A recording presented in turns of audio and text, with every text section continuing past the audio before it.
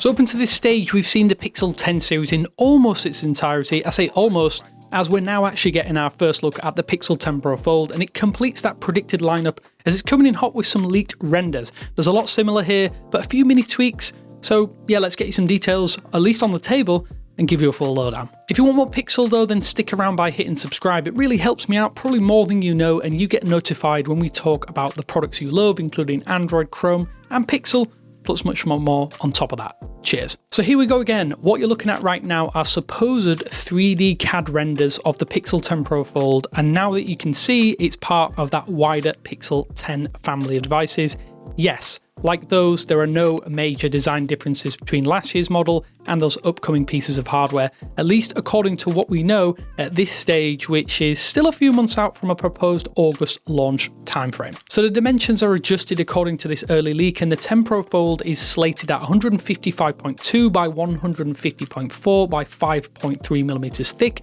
which is actually a little different from anyone eagle-eyed out there who knows the 9 Pro Fold's dimensions to the 155.2 by 150.2 by 5.1mm 9 Pro Fold, which is currently available. So about 0.2 millimeters thicker and wider. Realistically, this probably isn't going to be a negligible change in the real world. So effectively, I'm going to say for the rest of this video, they're practically the same size.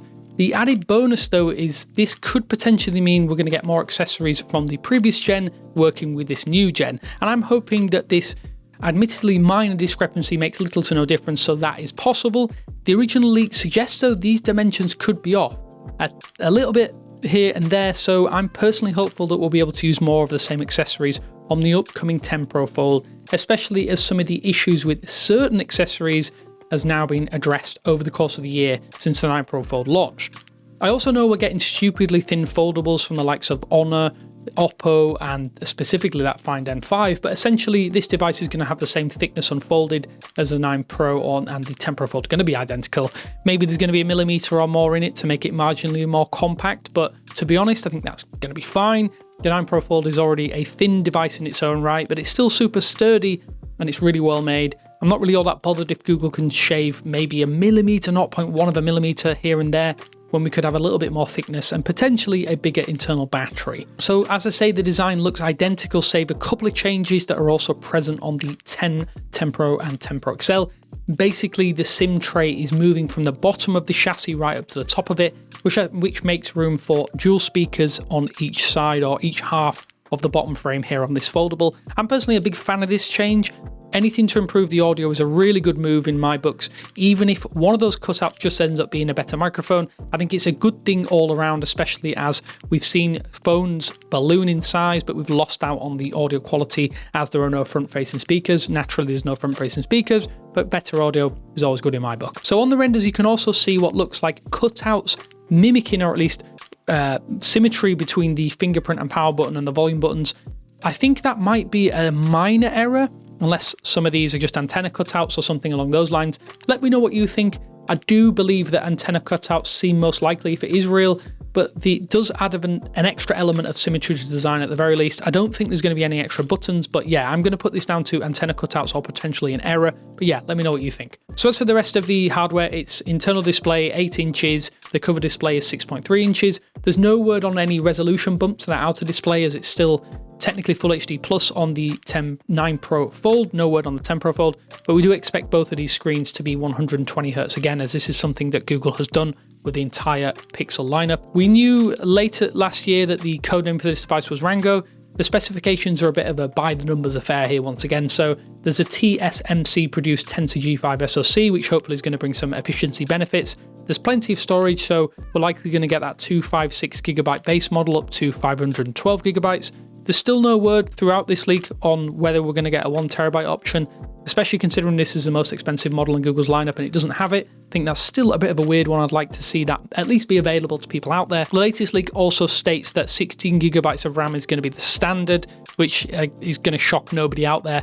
Those 4GB are going to likely be hardwired for AI tasks like it is on the 9 Pro Fold, and we know that Google is going really hard on Gemini and AI in general. There's no word on the battery size, sadly. The 4650 mAh battery that's already in the 9 Pro Fold, well, I'd say it's acceptable, but I do think we could do with a bigger battery, at least in my opinion, especially as sometimes you can kill this phone in a day if you really, really want to. when we look at it, it's all basically incremental changes for the 10 Pro Fold. Nothing groundbreaking, nothing too drastic, save maybe that new chip, which hopefully will bring about some benefits of its own. There are no deep details as well available on the camera system here. I mean, like the rest of the phone, it looks damn near identical. The cutouts look the same. We're not sure on the sensors, but these early leaks don't call out any specific changes either. I'm expecting the same again, which is a bit frustrating given the potential asking price, because this is quite an expensive phone, or it's going to be a potential expensive phone. It would be amazing to get a top tier system, but the space constraints do affect that. It's all down to the physics of having a foldable phone. You can't have the best of the best. If it is the same again, then it's probably going to be that 48 megapixel main, 10.8 megapixel 5x telephoto, 10.5 megapixel ultra wide, that kind of thing. The selfie cameras, we'd expect them to stay around that 10 megapixel on the inner display and the outer display. Nothing special, but we do expect that usual Google software magic and backing to produce good photos and videos across the entire lens collection. I do though feel like Video Boost at 8K resolution needs to be available on the Fold this year.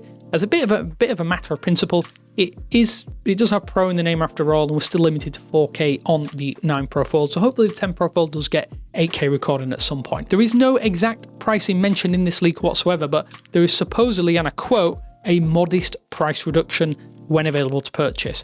To be honest, I would be shocked if that were the case, especially as a 9 Pro Fold was priced closely to the likes of the Z Fold series and all of those kind of phones that are available more globally.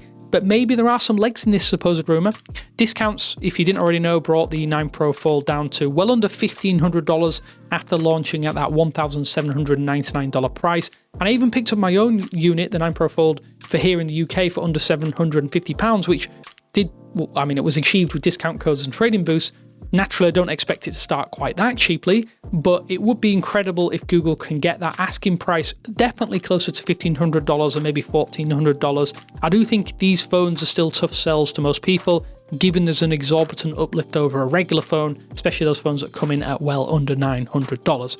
So based on last year's forward shunted launch, it's probably fair to expect August as that official launch month. I don't think I'm really pulling up trees with that expectation. There's no word on the exact dates, but if you do remember, the 9 Pro Fold was announced alongside the 9 series, but all of these devices had a bit of a staggered launch. So when it was launched, it was actually available for purchase on September 4th, 2024, and pre-orders went out on that day. I could easily see that happening again, but I'm kind of hoping that all of these 4 phones will go on sale on the same day and ship the same day. I know that's a crazy concept to Google, but come on, it's about time that we actually had that again, being able to buy the phones or pre-order the phones and they all ship out on the same day. So overall, the Pixel 10 lineup, I think, is shaping up quite nicely. It's picking up just where the 9 series left off, which at least from the design changes, it's all incremental, which does make a lot of sense given that hopefully Google can continue to build on the great framework of last year's phones. I think it's the best starting point for a Pixel series probably ever since the introduction of the Pixel lineup. I want to ask you though, what do you think? I do think I feel a bit weird for praising a reused and recycled design once again. Do you think that's a good thing or a bad thing? Let me know what you think in the comment sections below, and I will, until the next set of Pixel rumours, we talk about Pixel 10 series, I will speak to you later.